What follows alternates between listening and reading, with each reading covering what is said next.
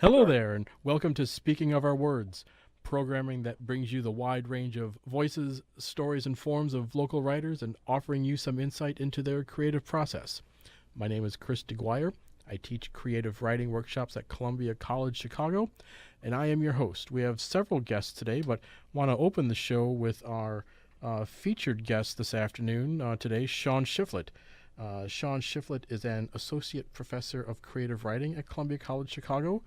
His acclaimed novel Hidden Place came out in 2004.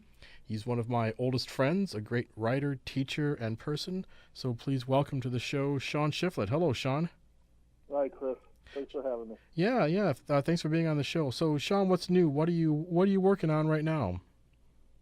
Uh, right now, I'm probably going to start an essay on how some of the characters in the book I'm shopping currently, Hey Liberal, came into being. So how sometimes how authors come up with characters. So I'm going to write an essay probably on that very shortly. Okay. Oh, very good, very good. Well, I've been reading the one draft of your novel in progress here, Hey Liberal, and hmm in the synopsis you gave me, you say that the this book you call it inspired by some true events. How much of hmm your writing is based on real life experiences, either things you've done or witnessed or have heard about? Well, in this particular book, and that's an interesting question. It is inspired. I did go to a predominantly African American high school in Chicago's inner city just after the Martin Luther King riots, so that would place it around 1968, 69. It was about 13% white. Um, I don't know, maybe 30% like Hispanic. Um, my math is bad, but the rest would be African American. So, in that sense, the setting is absolutely real. What you seldom live something that can actually turn into a novel, and you have the saying that real life is not real life is not fiction is not real life. It's not story. So you do have to do things like combine characters to find people you knew. Um, some scenes are based on something I might have seen or heard. So it's a little looser than just saying it's not memoir. It's definitely fiction, but it's also inspired, as I said, by true events. So Mm-hmm. there you have it. Mm-hmm.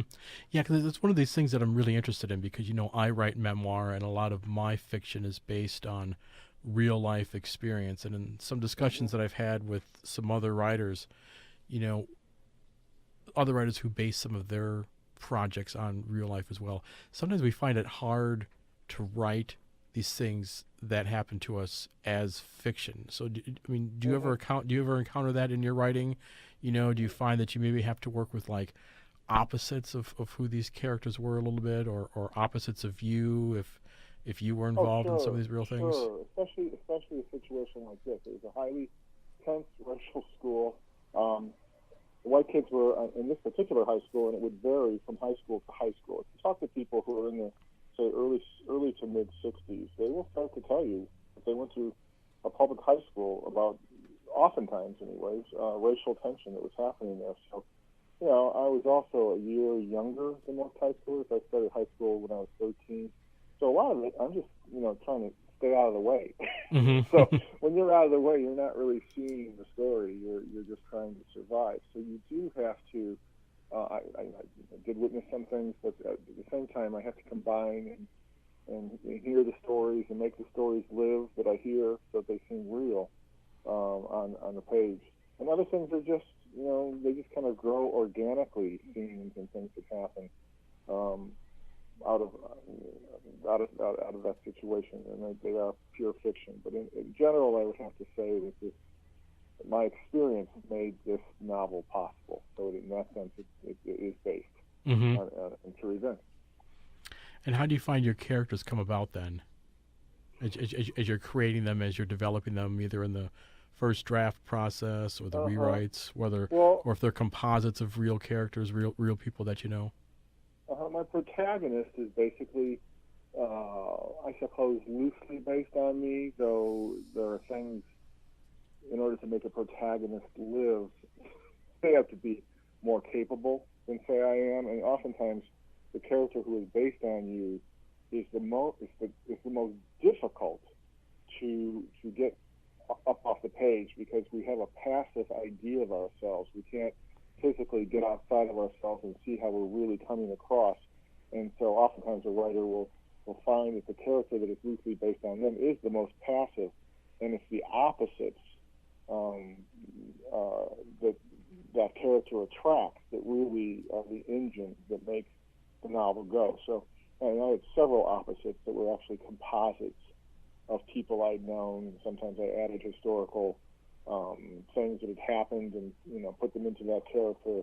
But those are the characters that really, make them, as Faulkner would say, make the novel get up and walk on their own. He'd say the characters get up and walk on their own. And when that happens, then you have a beautiful thing. And the story starts to talk to you more than you talking to the story. And that's when you know you're probably getting somewhere. Yeah, and I would say, would you probably attribute that to the story once you find what the story is? Because I know in writing memoir, I mean, it's sometimes it gets pretty easy to write those scenes that I actually lived and was a part of, but trying to find it in the right fictional sense is sometimes very difficult.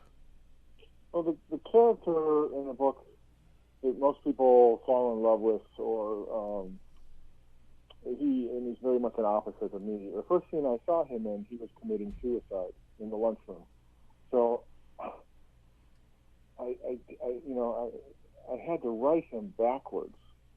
And in many ways, he's a wholly imagined character. But if I really start to dissect him, he's a lot of different people who I knew, but not any one particular person. I did know someone who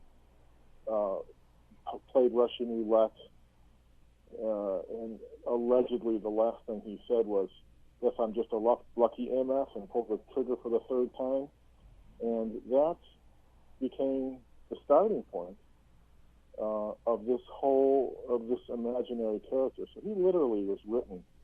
I shouldn't give it away, I guess. I guess that. Don't listen to anyone, but there's other things that happen in the book. Anyways, he was written backwards from that point forward. Interesting. So this main character, in this book seems to be Simon, but you also get into the point of view of several other characters. When did you know that you wanted to do that, to follow multiple character points of view? How did you go about choosing that? You're in third person, and just to stay with a 13-year-old boy all the time gets a little bit flat after a while, and it doesn't. There's certain things he can't know. So his father, who's a Presbyterian minister, civil rights activist, sent him to this school with the mother. He actually became an important character, and he can deal with what's happening politically in the neighborhood on an adult level that the kid can't. Mm-hmm. So once in a while, the story just needs some relief from the protagonist. And there's another chapter where I go into another opposite friend of his who's African American. I just tell the whole chapter from first person. Some people might think that's violating point of view, but that's just the way I saw the chapter that Clyde was going to tell it. And it's mostly Clyde looking at the white world as he's a guest in one of the friends' houses, and what that world and that house looks like to him, coming from the project. So it's a Brainy Green on the near, it used to be on the near north side of Chicago. And there's other things that sometimes I take the point of view of a cop who's a tough guy to deal with, pretty blatant racist. Other times I take the point of view of maybe a girl. I've seen the girlfriend once or twice. I also take the point of view of a music teacher just for a little while. So, I mix it up. Mm-hmm. Mm-hmm. So I want to know what is your organizational process like, Shawn? Do you ever work from an outline, or do you write your scenes out of order? And I know with this book in particular, you've been working on aspects of it for a long time. But what's been your organizational process with this project? I don't have an outline. I once lost, in fact, an agent who wanted me to outline the book. And you'll hear some, he said, I need an outline. Well, my process is a lot sloppier than that. And I usually go to what's taking my attention.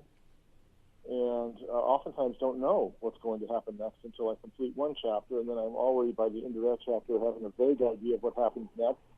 And, usually when I'm really on a roll, 2/3 of the way into a book, I'm 2 or 3 chapters behind where I know I'm going. And the interesting thing about that is you might think that my books are not plotted because of that, but they are. They're highly plotted. Mm-hmm. And I'm not sure how that comes about, but it does. Then you go back and you do some rearranging of chapters. What comes before a chapter and what comes after can make a chapter that wasn't dramatic suddenly dramatic, just by how you've juxtaposed it with what comes before and after. So the last thing I've done now is tinkered with the order of the first parts, the first chapters, and it makes a huge difference. And sometimes you just keep tinkering with it right up to the point when a publisher says, "Yeah, I'll take it." That's it. Mm-hmm. Mm-hmm. Was that sort of your same process with Hidden Place? Yeah, I think it was the same process. It's the same process. Mm-hmm. Mm-hmm. So how does being a teacher affect your writing, teaching creative writing classes?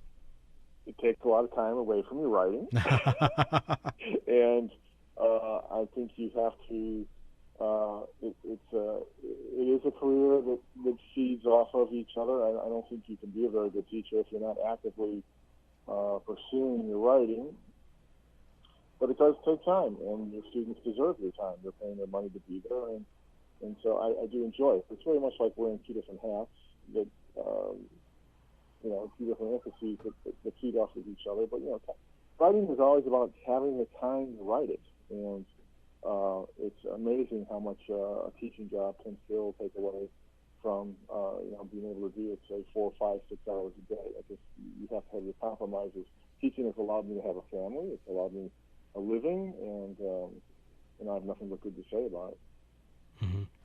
And, based on patterns that you've seen in student writing, because you've been teaching for a number of years, what would be some advice, Shawn, that you would have for people who are aspiring to write novels or are getting into writing for the first time?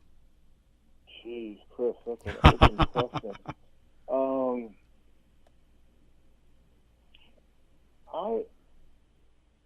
If they want to do it and pursue it, to the dogged go the spoils. I've heard a lot of people say this, and a lot of really well-known writers have said, I don't feel, sometimes I'll disagree with them on this, that I'm the most talented person, but what I am is dogged. I just keep putting in my time. I keep sending my stories out. I keep at it and keep at it. And I think that begins when you say, I'm just interested in writing. And I have a novel in my head. I have a story I want to tell. So I as a teacher, I try to never predict who will end up getting published, who will end up being successful, because I don't really know. Everyone has a story or stories to tell.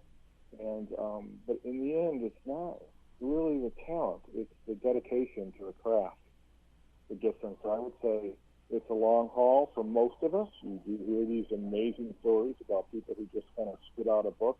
But usually it's not true. Usually it's the person put in quite a bit of time and effort, and had people that could help them, had mentors, teachers, friends that were writers who would take notes and talk to them, develop the craft. So I would, my advice is try it, but it's a long haul, and just like any other art, and you have to stick to it for a long time. Yeah, I think that's really good advice, Shawn. Shawn, I want to thank you very much for being on the program today. The book is Hidden Place from several years ago, but the new book, Hey Liberal, hopefully we will be seeing it on the shelves sometime pretty soon, Shawn. Yeah, I'm hopeful. I'm very hopeful right now. Things look good. Very good. Well, fingers crossed for you, my friend. Thanks for having me, Chris. Take care. Yeah, you too, Shawn. Take care. Bye-bye. Bye. You are listening to Speaking of Our Words. Okay, and our first open mic reader of the show is going to be Jim Janus. Hello, Jim. Hi, Chris. Jim, what do you have for us today? I have a collection of poems. April is National Poetry Writing Month, so I've been trying to write one poem a day, and I brought about 8 of them with me. So the first one that I'll read, the first few are all kind of related, kind of based on my work experience in the technology industry. This first one is called That Future.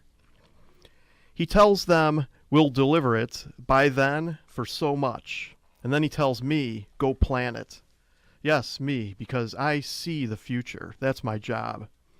Then he asks me, what future do I see? Are they happy? Is it on time? Is there money left? No, I tell him. So he tells me, make it like he saw it. Yes, me, because I changed the future. That's my job, too. Now he asks me, how about this time? Are they happy? Is it on time? Is there money left? No, I tell him. He tells me, I'm not trying hard enough. He says, give them what they want, that future. So I tell him it's like this. And when I finish, he asks, it's pre-what? Predetermined. I tell him again how it'll be late and over budget all ways. He doesn't buy it. He says there must be a way to deliver it by then for so much. Now he's asking the guys to work weekends. Okay, and the next poem here is called Care of the Machine. The wives slept while the men worked through the night, each man at his desk, his face reflecting the glow of a screen. The men worked for the corporation, the sole employer. A living entity, growing, consuming, and adapting, operating once with typewriters and forms, folders and cabinets, till the chief ordered the men, build a machine. One man created its mind, the paths into it and the ways out. A second man wrote instructions, shaped like poems, for the machine mind to read. A third man built a translator so the machine could talk to other machines. Thus, the corporation's organs became keyboards and screens, files and servers, and the men's work became care of the machine, which could only be done at night when they induced its sleep. Okay, the next one is Sympathy to Man. What man built became too complex. I don't mean fire or wheel. Those could be stopped. Not bullet or bomb. Both were simple and dumb. Not light or radio or phone. Once a boy could build them. Not even early computers. Those too were built in basements. And when they talked to each other, man could listen. No, man's demise was not these. Damn the device and the information on which it thrived. Damn all computers that tried to be. Sympathy to man, extinct man, for not using his mind to know where to stop. Okay, so these next poems are not really related to each other. This next one is called Sanctuary.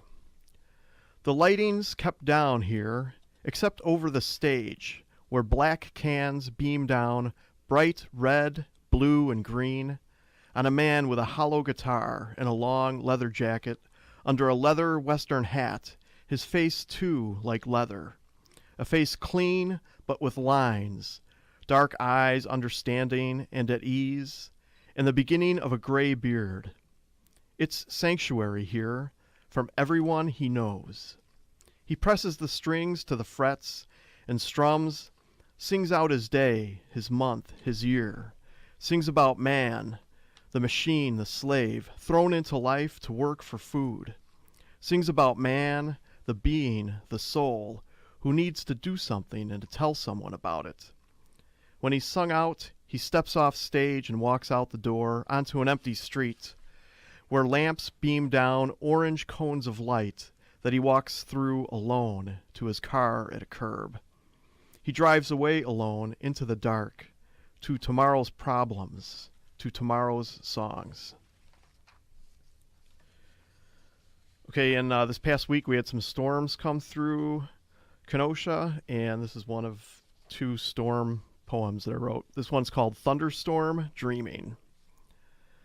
On Wednesday, 1 o'clock at night is for sleeping, till there's a distant rumble, then a white sky flash, which silhouettes for an instant branches of spring's bare trees. Boom, oom, oom, hurls from a faraway cannon, between wheels of wood, its black iron barrel, narrow at the front, pointing upward. Flash, and then boom again, and an invisible cannonball arcs high over the backyard, reaching its highest point above my house, where the projectile pierces a mammoth piñata that's not a piñata at all, but a giant stuffed animal, a great toy buffalo standing overhead in the black cloud, its woolly head facing west into the storm. From its underside, between its black corner legs, ice pellet stuffing rains down at me, but is stopped by the thin roof. Pellets pop, pop, popping, like kernels exploding in a metal pot till there are no more. Just a trickle through the downspout to the silence of the next dream. And this second of two storm poems is called What Makes the Wind.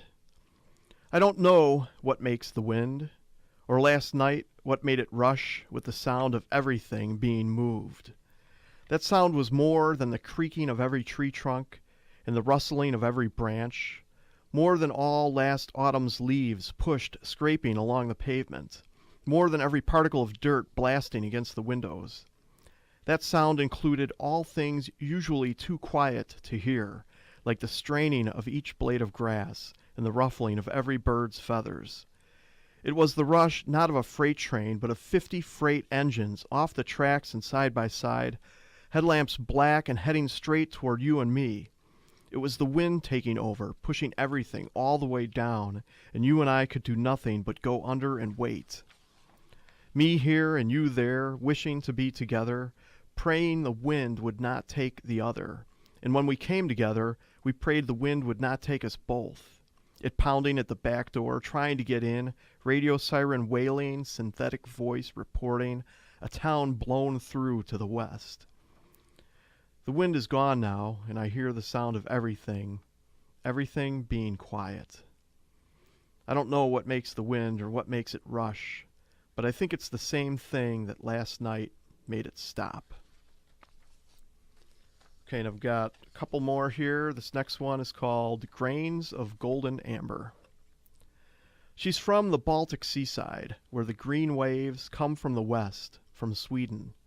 The waves roll in, white-capped, taller than everyone there, and crash onto the smooth, flat beach. On the wet sand, if you look, she says you'll find grains of golden amber. She lives here now, flew here years ago in search of something. She tells me she found it when she found me. Here near the great lakefront, where the gray waves come from the east, from another state. The swells move in, gray, taller than no one, usually, and whoosh onto the pebbly, rough beach. Just under the wet sand, don't look. You'll find particles, I say, of black coal ash. But on sunny, calm days, the Great Lake is turquoise blue and jade green, and beautiful enough to remind her of Palanga and Schwentoy, and her visits with her mom and sisters, beautiful enough to get her through the next couple years until she takes me with her, back to the seaside to be with everyone she loves at the same time. Okay, and this final one is called Roll into the Night. They're saying soon it'll be 70 degrees. When it is, I'm going to put on faded Levi's and a t-shirt, a white one like Fonzie's. No, like Springsteen's. Yeah.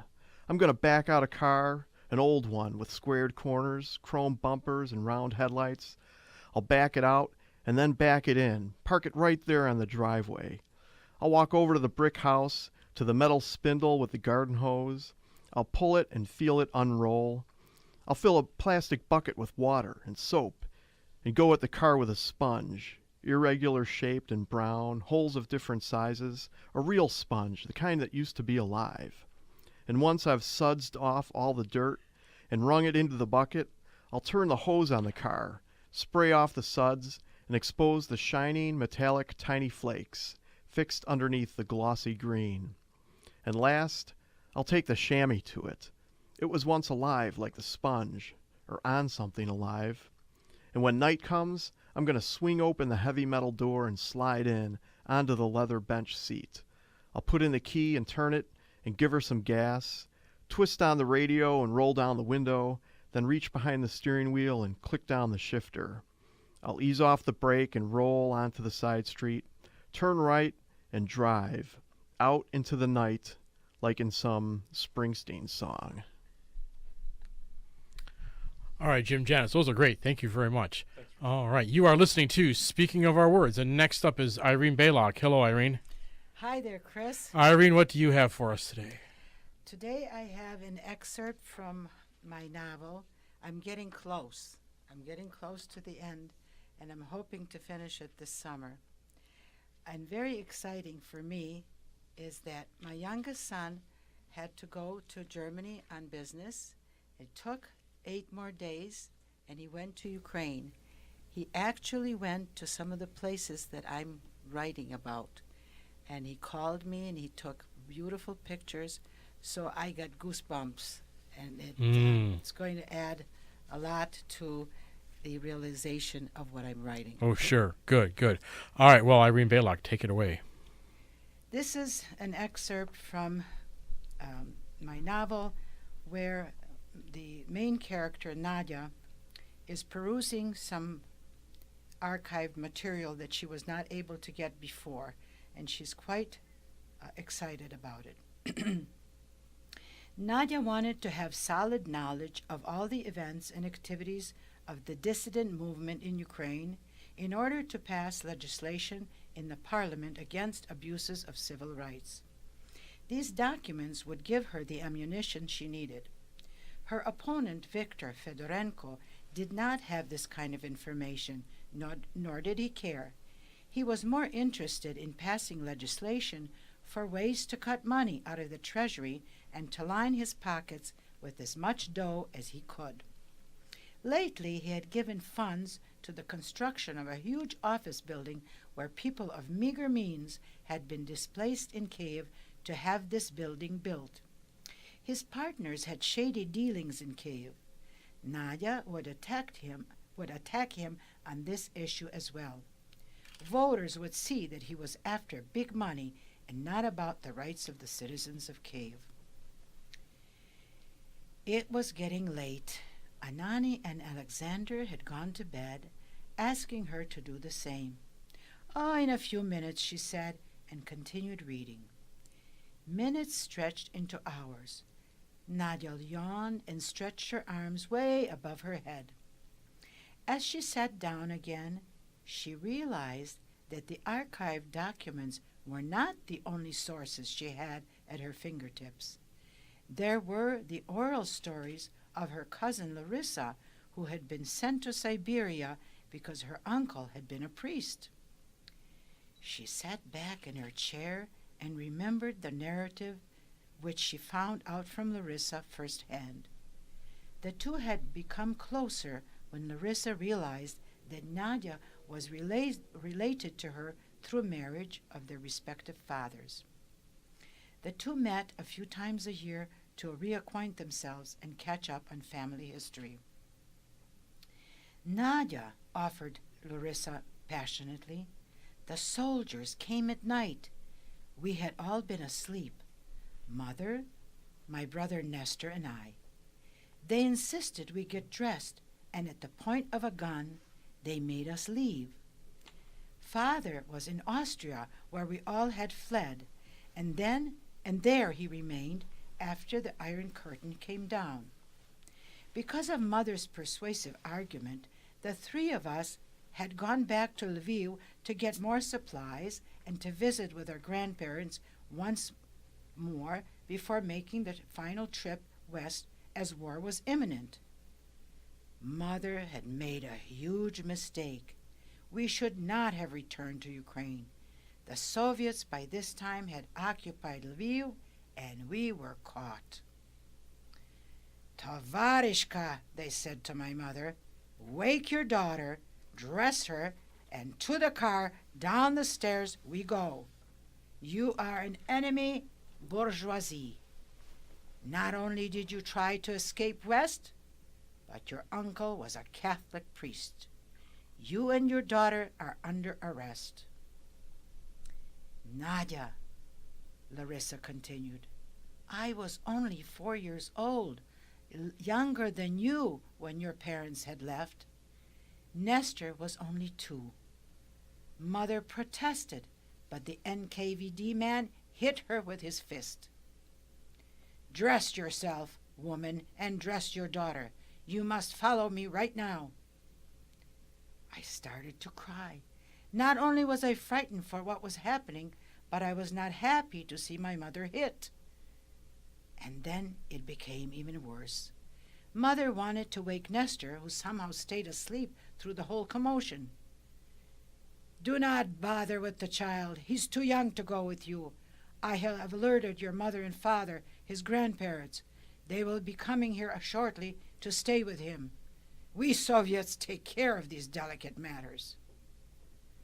"I will not leave my child. He has to come or I will not go," screamed Mother, not caring who heard her. The man hit Mother again, this time across her face. "You will do as I say and do it fast." Nestor stirred but did not wake. I crouched behind my bed, sobbing and wondering how all this would end. Nyanya and Dido came in at this point, quieting their daughter, kissed us goodbye, and after helping my mother put some of our belongings together, we were shoved into the waiting car outside. You can imagine, Nadia, how frightening this all was. My mother scared and trembling, my grandparents crying and saying goodbye, hoping for the best. Dido kissed me many times and promised to take care of my little brother. I was beside myself, but tried to be good because I did not want my mother getting hurt again. Nor did I want to be hit by these brutes. I was glad Nestor had not awakened. He would have been scared. I have to go to bed, thought Nadia. Larissa's story was unnerving me. I know it well. I have been so busy that I have not thought about it for a long time. Tomorrow I will call Larissa and we have to talk again. I must remember and do as much as I can about all these injustices. Exhausted, she turned off all the lights. Curling up next to her husband, she fell fast asleep. Tomorrow she had more to do and more stories and archives to peruse. Yeah, all right, Irene Bilak, thank you very much. You are listening to Speaking of Our Words, and next up is Lisa Adamowicz Kless. Lisa, hello there. Hi, Chris. Lisa, what do you have for us today? Well, I haven't written any fiction in a very long time, so this is actually a new piece, a very brand new piece that I actually just started today. So it's still a very, very rough draft. All right, so very good. Lisa Adamowicz Kless, take it away. Right. The teacup clinked as it rattled against a delicate floral saucer, a mixture of residual anger and nerves making Joyce's hands a little unsteady. It had been almost 7 years since she'd seen her sister Doris, both of them allowing resentment and excuses of being too busy to let time widen into a rift. Now Doris had attempted to throw a bridge over to Joyce's side, hoping that it would catch and that the two of them could work their way to the middle. The voicemail that brought this news had been a complete surprise, and Joyce recognized the hint of sadness in Doris's voice as she listened to the recording. Stubbornness kept her from picking up the phone and dialing Doris's number for nearly a week, but finally she had, and now she was waiting for her to come over so that they could talk. Joyce had hoped that the little ceremony of making a cup of tea would make her feel more settled. Leaning forward on her toes, she reached up into the cupboard, pulled down 2 sets of cups from the china set that used to belong to her great-aunt. A quiet whistle was still coming from the tea kettle on the stove as the burner cooled off and the tea kettle lost its steam. Joyce poured the boiling water into one of the cups, then took the tea bag out of its little envelope and let it ease down the side of the patterned porcelain. She watched the tea's color start to fan into the clear water, like a miniature root system branching out. Pinching the string on the side of the cup, Joyce slowly moved the tea bag around the edges, the wisps disappearing as all of the liquid turned a uniform amber. She dunked it a few times, then held it up over the cup, droplets raining down. Then she plunked the tea bag onto a spoon, twining the string around it to get a few last drops out. Throwing away the soggy bag and dipping the spoon into a bowl of sugar, she watched the grains cascade down into the tea. All of this had given her a small window of reprieve, but once she put the cups to her lips and started to sip, all of the thoughts and feelings reared up again. She liked to think of herself as loving and brave, and that she would have gladly been at Mother's bedside in her final moments, but doubt tugged at the edge of her mind. She wasn't entirely sure that she would have wanted that image to be the last one locked in her memory, but she hadn't had to struggle with that decision. Doris had taken that away from her. Mother hadn't been in good health for many years, but she'd been happy in her retirement community apartment, with aides helping her with laundry and meeting twice weekly with a group of friends who called themselves the Crafty Quilters. Then Mother had the first mini-stroke, then the second, and it became clear that she needed more help than the retirement community aides could offer. The two daughters had started to discuss what the best next step would be, but Joyce had to cancel on Doris a few times when extra hours at work and the minutiae of daily life got in the way. On a rainy Tuesday night a few weeks later, Joyce was in her car, reaching her arm out to brace the paper bag of takeout food that sat on the passenger seat so that it wouldn't go flying as she stopped at a red light. Tapping her fingers on the steering wheel, she heard the muffled ringing of her cell phone and dug through her purse to fish it out. It was Doris. "Hi, Joy. Hey, do you have time to grab some coffee tonight?" "I just picked up some dinner and I'm on my way to Mom's," she began, before Doris cut her off. "Well, that's why I wanted to meet up with you. Mother isn't there. I had her moved to Shady Brook last night." Joyce's mind whirled for a few seconds before she managed to say, "What do you mean you moved her?" "I had the boys help me pack over the weekend. There was an available room at Shady Brook, and they said they couldn't hold the spot. They can give her the help she needs there. It was either act fast or lose the spot." Joyce's head snapped up to the rearview window as the car behind her laid on its horn, impatient because she was still stopped after the light had turned green. Flipping a middle finger up at them and tightening her grip on the phone, she said, "This is crazy, Doris. Why the hell would you make a decision like that without me?" All right, Lisa Adamowicz, Kless, thank you very much. You are listening to Speaking of Our Words. Next up is going to be me. I'm going to read an excerpt from my worst summer job novel in progress. I've been reading excerpts from this on this show for a while. Just some quick background information. It takes place in the summer of 1999. It follows the point of view of Jason, who is 17 years old, Sarah, who is 19 years old, and Courtney, who is also 17 years old. Jason's brother, Michael, who was Sarah's boyfriend, was killed in a car wreck about a year and a half before the start of the novel. Jason and Sarah and Courtney, they all work at a grocery store together, and various other characters will be popping up here and there. This takes place, I believe, somewhere in the middle of the novel as I'm putting it together.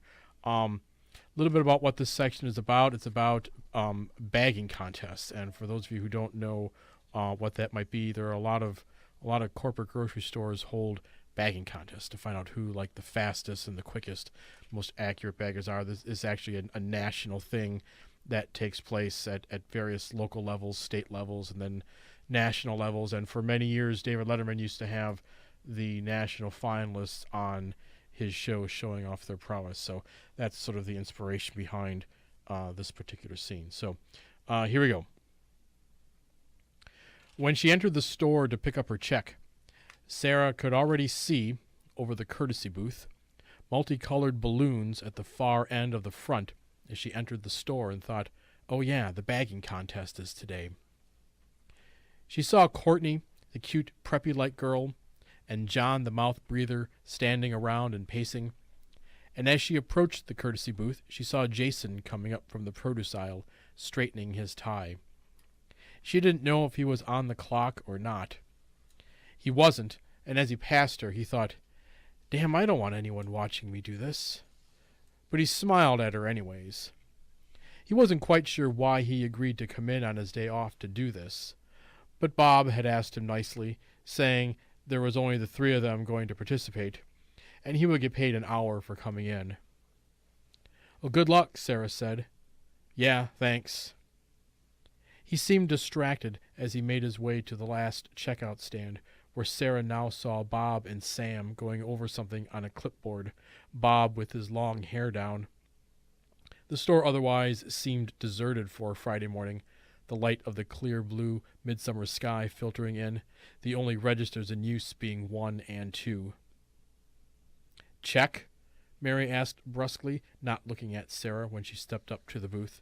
"Yes, please," Sarah said as Mary turned around. She still couldn't get a feel for Mary. She wasn't rude, maybe curt. Either way, Sarah was glad she worked nights so she didn't have to always work with Mary. "Big contest, huh?" Sarah asked as Mary half flung her check under the plexiglass window. Mary just rolled her eyes. "Yeah," she grunted. "Big." Maybe Mary just didn't know the meaning of fun. She just seemed to have a way of sucking the life out of the place. Well, I'm going to check it out, Sarah said, as Mary turned back to her work. Suit yourself, Mary said. Sarah stood there for a moment, frowning, thinking, yeah, I don't think I like you. And as she turned away from the booth, Wendy and Liz came in, wearing colorful summer dresses. She liked them. Hi, Sarah, Liz said. Even though she liked them, she felt a little uncomfortable around them, due to them being a bit older, more outgoing, prettier, any number of things. Even after they all hung out together after the softball game a few weeks ago, she still felt like she didn't quite fit into the store's family, and she didn't have any real close friends. You here to get your checks? Sarah asked them. After the bagging contest, Wendy said. You're here to watch the bagging contest? Sarah asked, frowning. Oh, we never miss it, Liz said. Come on, let's get some chairs. Sarah followed them into the bakery back room, where the two of them found some folding chairs and set them up in the front corner by the big bags of dog food under Henry's office at the end of the last register, Register 6, where Jason, Courtney, and John waited, Bob and Stam still looking at some notes, and a number of items waiting to be bagged. Some boxes, some cans, jars, a loaf of bread, a bar of soap, and some other things. Enough items to probably fill 2 or 3 bags. She also noticed some leftover from the 4th of July red, white, and blue bunting taped all around the register to go with the balloons, which swayed slightly from the air conditioning vent right above. Someone was making a big deal out of all of this. You're totally serious about this, Sarah said, sitting in between them. Oh, yeah, Liz said, brushing some of her bleached blonde hair out of her eyes. Me and Wendy did this a few years ago when we were baggers. Yeah, Wendy said, and we were the worst at it. We just goofed off and embarrassed each other and made fun of each other. Henry was all trying to make it serious, but we just kept cracking up. And we felt kind of bad about it, Liz said, so we feel we kind of owe it to the store to show up every year and support it. Sarah glanced at both of them, eyes narrowed. She wasn't buying it. For the betterment of the store, she said, and saw the two of them suppressing smiles. You're totally here to cause trouble, aren't you? Totally, Wendy said. And when Jason, who had heard every word, turned to look at them, Wendy leaned forward, wiggled her fingers like she was putting a hex on them, her eyes bugged, and said, We're here to mess with your heads, and laughed. Jason just gave a single nod while Courtney rubbed her hands together, wishing this was all over. John, the mouth breather, just stared at his feet, reinforcing Sarah's theory that the guy was a weirdo. We all set out here? Asked Henry, who appeared from the back room, patting his hair down. Bob looked at Sam, who nodded and gave Henry a jaunty salute. God, I hate these things, Henry mumbled. Okay, Bob, go ahead. Bob grabbed the register microphone and pressed the PA button, a big grin across his face. Ladies and gentlemen, he said, sounding like a sarcastic carny barker, his voice blaring throughout the store. If I can direct your attention to the front of the store, where in just a few short moments, Century Foods will hold a contest to see who our fastest and most accurate bagger is. So come on up and root for your favorite. Very nice, Bob, Henry said, and Sarah couldn't figure if Henry actually meant that, or if he really did hate these kind of things. Bob turned to the 3 baggers. Who wants to go first? Courtney stepped back, saying, Not me, but actually thinking the whole thing seemed kind of fun. She just hated any sort of pressure. I think we have a volunteer to go first, Sam said, grinning and looking at Bob. Fine, Courtney said, throwing her hands up. Fine, make me go first. That actually was fine with her. I'll go second, John said enthusiastically, still just looking at the floor. Very good, Bob said. Jason stepped closer to Register 5, watching the 3 women whisper to each other, Wendy and Liz in their cute dresses, legs crossed, Sarah in cutoffs, giggling at whatever was being said. Within a few minutes, there was actually a small crowd of shoppers and employees gathered around the last register, 7 or 8 more than those already there. Even old Bud wandered up. He was on the clock, but stood alongside Wendy. "How come you're not participating?" Wendy asked him.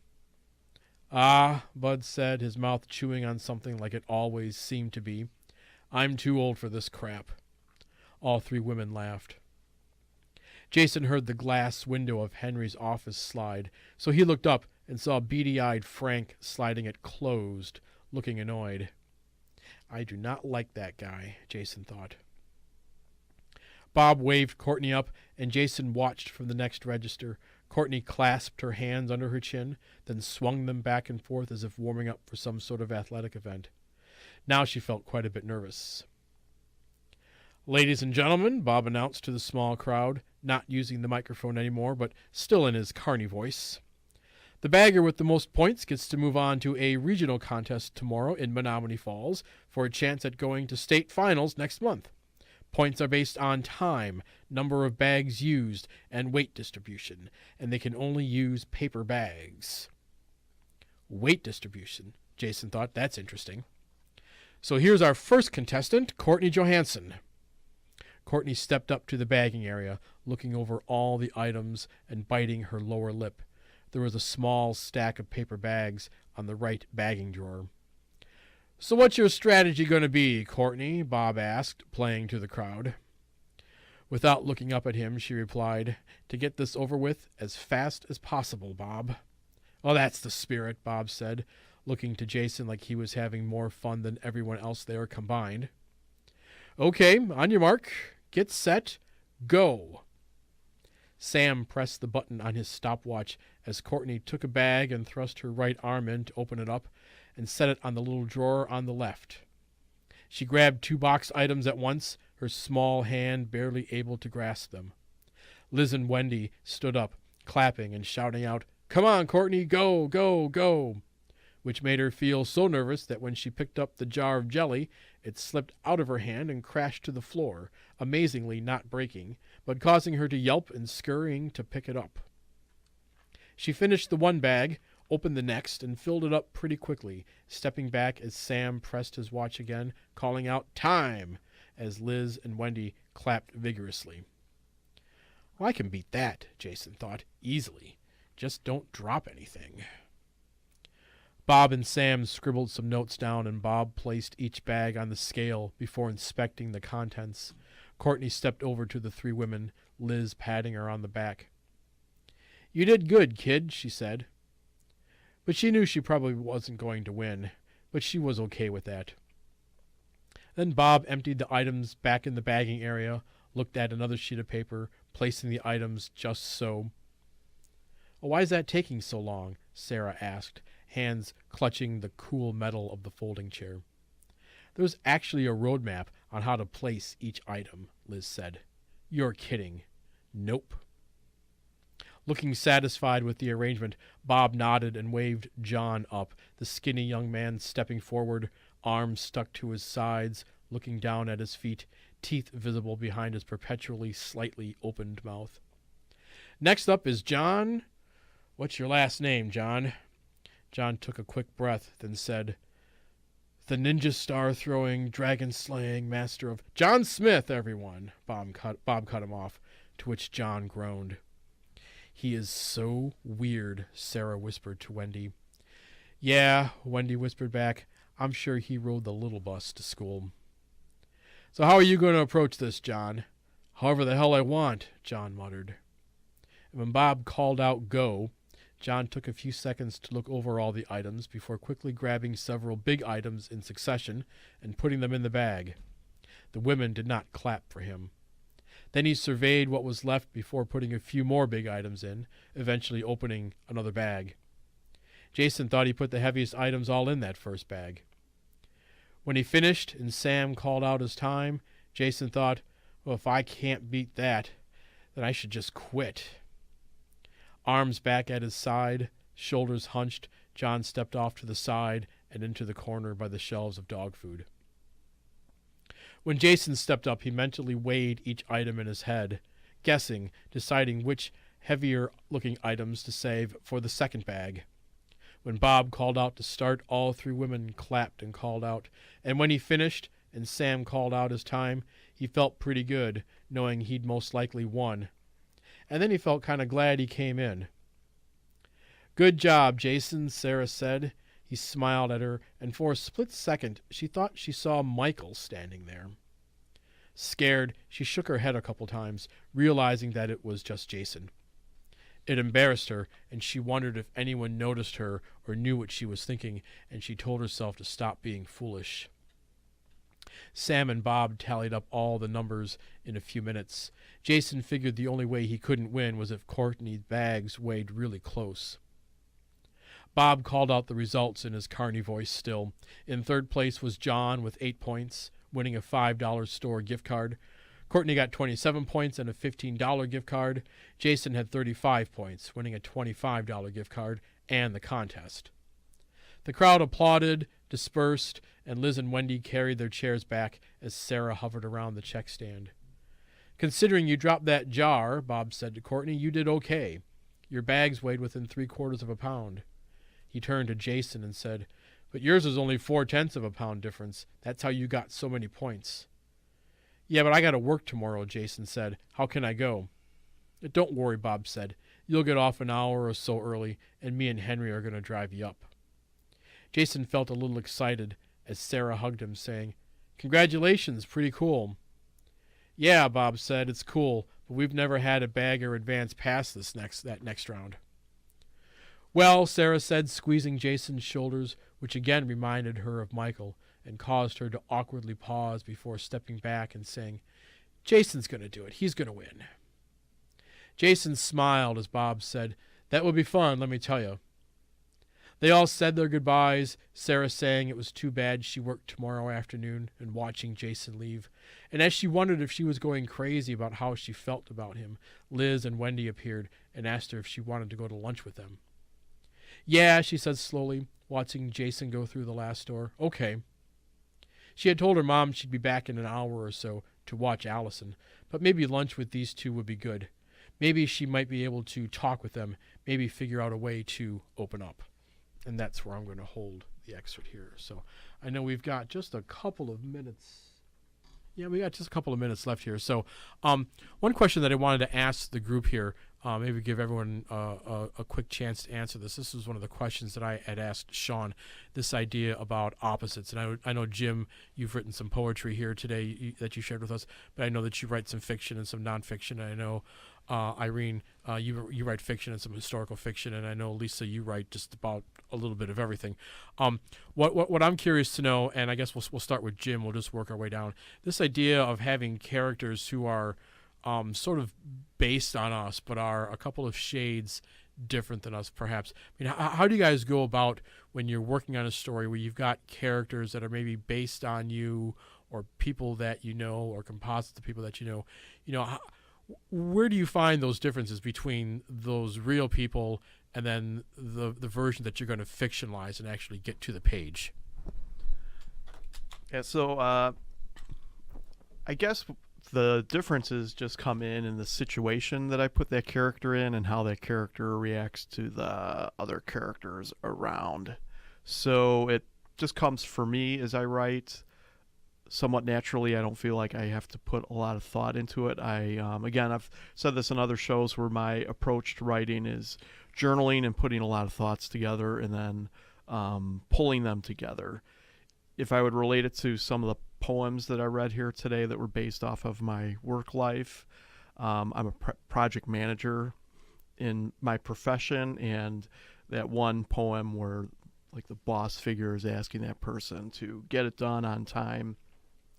So that's something that I experience, and there's a little bit of that in that poem where you've got the character that's being asked to do something by like a superior figure, and there's that natural conflict. And what I did was just kind of generalized it in that story. So it just kind of comes naturally through my journaling of thoughts and then creating a fictional situation. I have several sources. At first it was difficult but I've learned a lot from our meetings, from listening to other people read from their stories. But I have some sources, and some real people from whom I draw, and not just about myself. Lots of cousins that have lived through these experiences, and so I put them into a composite of my, for example, main character. Also, the situations that she's in and the people that she meets are actual people that have existed, but I just give them fictionalized names. It's not easy. It's a difficult process, and editing and revising. Now I have come to the point where I actually think that my main character is real. Mm-hmm. Well, this was a perfect question for the story that I just read, because this was kind of based on some conversations that my mom was telling me about that she had had with sort of like old family friends, and some of the things that were happening with those people. A little bit of, my own experiences and feelings. But so basically for this piece especially, I was just kind of, trying to sit back and think, doing the what if questions, how would I react to the situation? What if I was someone else? How would, maybe they react to the situation? And of course, like Irene was saying, even before the show and even as I was reading, I was sort of going along and editing in my head. And like I said, this is a very, very first rough draft. But yeah, like I said, I think just, asking those kind of what if questions of, how would I react? How might somebody else? And just trying to kind of integrate all that into, the two characters that I was focusing on. Mm-hmm. And I like what Shawn was talking about when he answered this about this idea of, finding where the story is. And just because it was something that happened in real life, it doesn't necessarily mean that it's going to make for a good story. So you try to find some of those differences. I know with my piece in particular, this was the first, real novel that I tried tackling when I came out of my undergraduate studies at Columbia College. And I was writing it in first person. I was really taken with the first person voice. And, and I had worked for 5 or 6 years at that time in grocery stores. So I was trying to translate some of that experience and some of those things. And, the character initially started out as me, but, several shades different, because I wanted some other things to happen to him that happened in real life. But I knew that there were some instances that happened to me that I wanted to sort of translate into fiction. And, I don't know how many pages that I wrote. I wrote for about a year and a half. I got maybe about 150 pages, and the story just wasn't working the way I wanted it to. And, I let the thing sit for like 15 years before I picked it back up again, 13 years, whatever it was.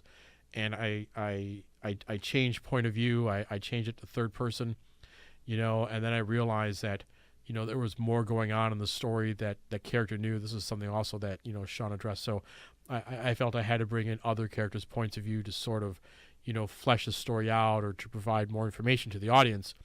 And then I realized that this character really wasn't me, and it wasn't just a few shades different from me, but was more of a composite of a lot of other people that I knew, and some real people and fictional characters he was based on, and there was a little bit of me in there perhaps, and there's a little bit of my attitude about things in there, but I think a little bit of me and my attitudes and what I think about comes through in some of the other characters too. So I think working with opposites, I think, is a really interesting way into characters and story.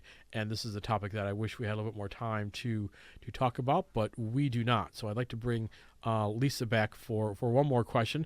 And this question is for anyone out there who is interested in joining the Kenosha Writers Guild. Lisa is the president of the Kenosha Writers Guild. What does one need to do? Well, we meet every month on the second and third Thursday of each month. And right now we're meeting and reading in the lower level of the Hedberg Library at Carthage College. And all of our meetings, our special events that we host are free. So there's no charge for any of that. So we just encourage someone that's interested to come on by and join us for one of those events. Sure. Yeah. The regular meeting is on the third Thursday. We meet at 6:30. So if you want to come and share your work or just hear what we're all about, come on in. We would love to have you. So if you have any questions or comments or wish to participate on this program, please visit KenoshaWritersGuild.com and come to one of our meetings. And feel free to visit our Facebook page for the group. Feel free to check out the Facebook page for this show, Speaking of Our Words. And feel free to leave a comment on our Facebook page or the YouTube page for this. Thank you to Dave Cole and WGTD, Steve Brown, Nita Hunter, and Troy McDonald, Lisa Adamowicz Kless, and the Kenosha Writers Guild. Thank you very much to all of our guests today, Shawn, Shiflett, Jim Janus, Irene Bilak, and Lisa Adamowicz Kless. This is Chris DeGuire, and the world needs your stories. We will see you again. Thank you for listening.